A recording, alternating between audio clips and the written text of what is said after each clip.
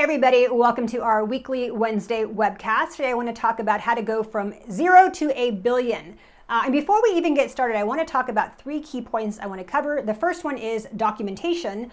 The second one is communication. And the third one is execution. So documentation is key. If you are building a startup, hopefully you are documenting everything. And I've said this before in the past, and I will say this again. Write your notes by hand. Now, when we write notes by hand, it actually activates the reticular activation system in our brain. That's the part of your brain that tells you what to focus on. So if you're writing notes by hand, you're going to retain more information. Also, there was a study that said when we write by hand, we actually hear what they're saying, and then we write it in our own words, whereas the other people who wrote via keyboard were actually just typing verbatim exactly what the person was saying. So you don't actually process the information. So write by hand, it's very, very important. And once you've written these great notes by hand, you are sharing these with your team. So you can use a basic Google Share Doc. Doesn't matter what you use as long as you're sharing this. Now, think about it this way. You are the head of sales. You're going out there and you're talking to prospects and you're getting all this great information. They're telling you what they hate about your product and they're telling you what they hate about your competitor's product.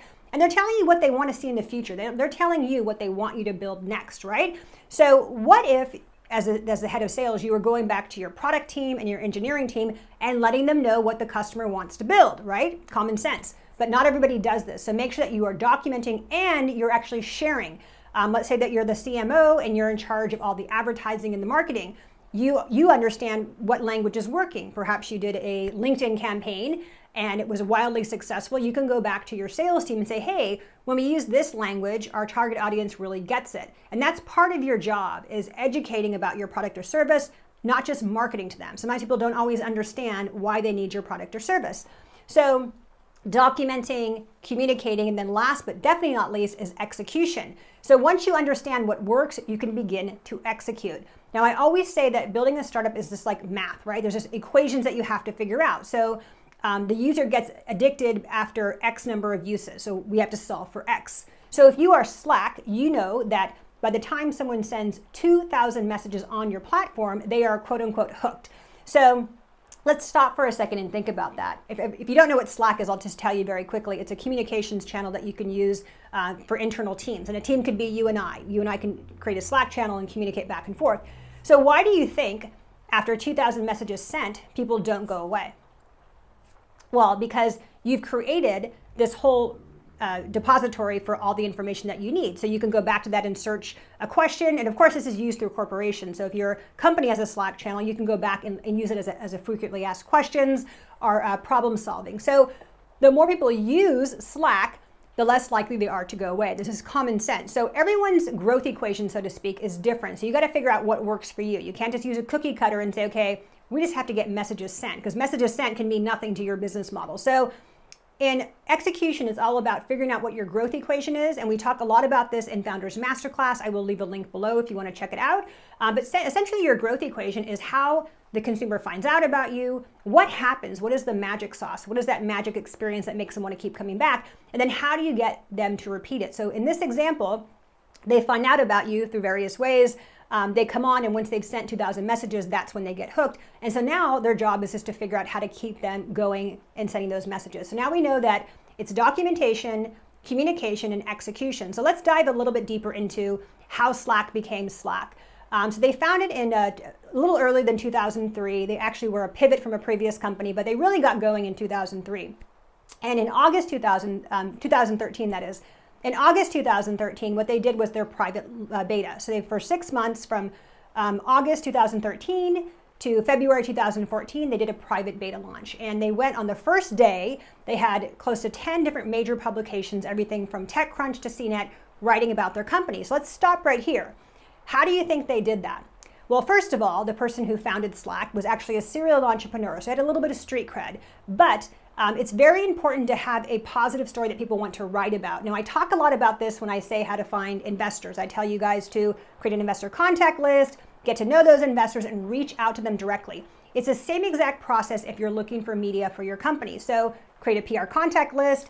And that does not mean create a list of PR agencies. That means to create a list of media publications that you want to be featured in and get to know those journalists and those writers. And you can also reach out to bloggers who have independent blogs. So if you want to get 10 publications writing about you on the first day of your of your launch, that's how you do it. You got to get in front of those people. If you don't have street cred, then you don't have street cred. There's not much for you to do to change that. So what happened on that first day? Over 8,000 people requested invitations to use their product or service. And at the end of the 2-week period, they actually had more than 15,000 requests to come onto their platform, and it wasn't even released yet. So that is the power of spreading your word via PR, through the media.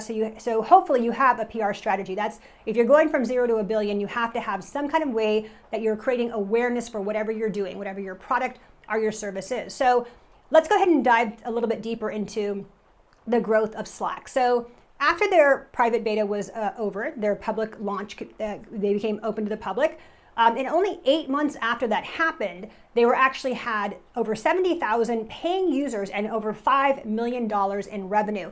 And that is before they had a CMO. And that's really the key point of their story, is that they didn't hire a CMO till November 2014. So all of this growth was just the founding team. So never say, oh, we can't really grow. We don't have a formal CMO in place. We don't have a formal, marketing strategy. You can make your own strategy. So keep that in mind.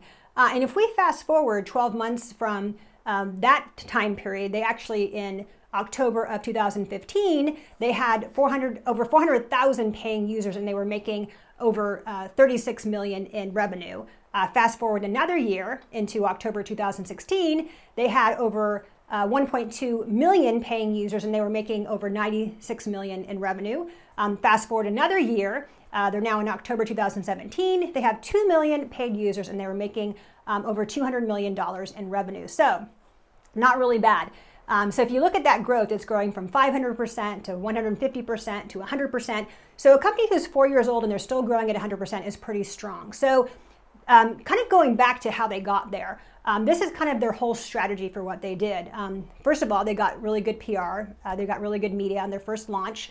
And then after that, they really narrowed down on the whole first three things I just said at the very beginning: documentation, communication, and execution. So they documented everything. They read emails. They responded personally to every email that they were getting in the very early days. This really helped them figure out what people liked, what people didn't like, right? They documented everything and they shared it with their team.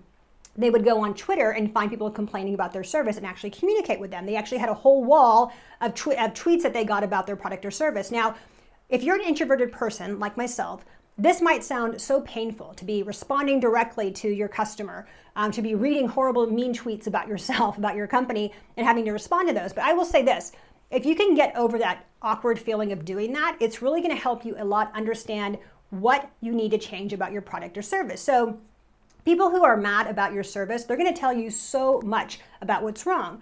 When people are happy with your service, they're going to say, oh, I love it, it's great, best thing ever. So you want to listen to those people who are not happy, because they're going to give you so much insight. And I know it's very painful to listen to people, even if you're just reading an email or reading it on social media. It's kind of jarring to have to see or read negative news, but it's really helpful for you to understand what you're doing right and what you're doing wrong. So it's not just qualitative data, it's quantitative data. So it's things people are saying to you, things that you're observing, and also looking at your data. So I think a lot of times people use one or the other. They'll say, I just want to know what people are saying, right? But then I don't want to look at the data. Or they just want to look at the data and they don't want to think about what people are saying. So you want to look at both the qualitative and the quantitative data and put this together and hopefully create a story. So if you are building a startup, I hope that you have a whole customer experience story that you can say, okay, this is how people come into our funnel. This is what they do next. And then we can actually segment these into different cohorts or different groups and say, mothers do this, people who live in a big city do this, kids who are in college do this, and then sequence that. Say exactly what they do. How do people use your product or service? So for Slack, they know they need to get to 2,000 messages sent. So what provokes somebody to send a message? So for your service or your product, it might be sending email reminders. It might be doing, sending them something on their birthday, some way to reach out to that customer, that end user, and get them to come back and do whatever action that they need to do in order to get hooked on your service. So that is a really important part of the Slack story, is that they were very proactive getting media and PR for their launch. They were very, very proactive in talking to customers, even when it was very painful, responding to their own emails, responding to tweets, Facebook posts, anywhere they were finding conversations about Slack, they jumped right in. And also really good at figuring out the qualitative version versus the quantitative version, and using both of those to tell the story. And that's how they got to their growth equation. So hopefully, if you are building a startup, you are looking at all these things simultaneously, and everybody on your team is on board. So if I went to your startup tomorrow, I can look at a document that shows me, here's what people are saying out from the sales field. Here's what our reactions are from our marketing campaigns. Here's what we're getting feedback on Twitter about our product. What's working? What are the bugs?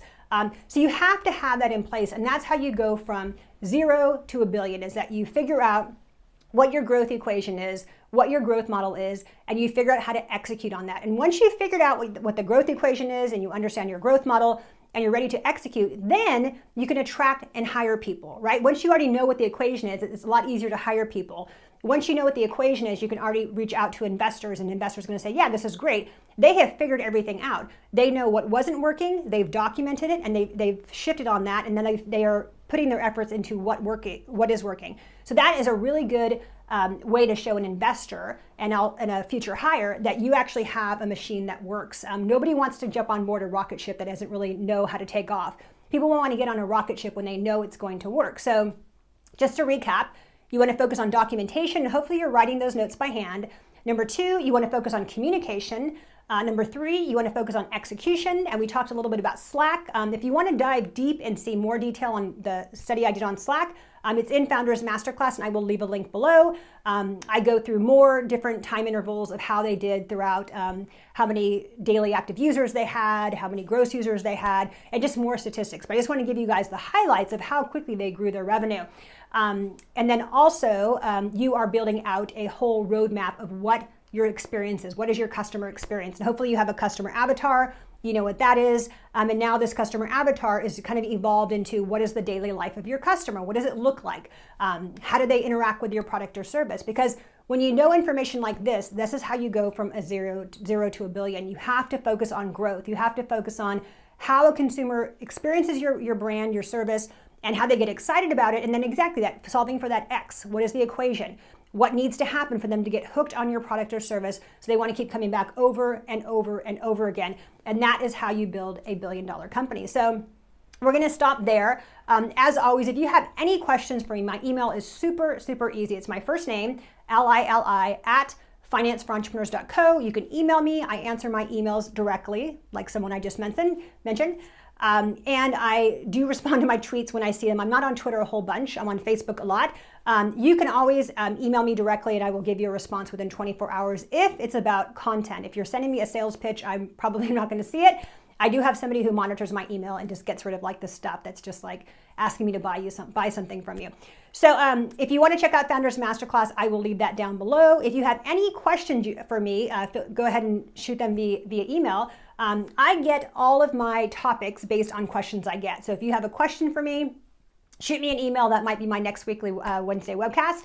All the content I've ever created, from Lean Finance for Startups to Founders Masterclass to 30 Days of Mentoring, all of that was created because somebody requested it. So that's just kind of giving you a behind the scenes of how I operate. And if you have any questions about anything outside of content, you can email me, and I will hopefully get back to you, not within 24 hours, but eventually soon. So that's all for today, and I hope to see you guys back here next week. Bye-bye for now.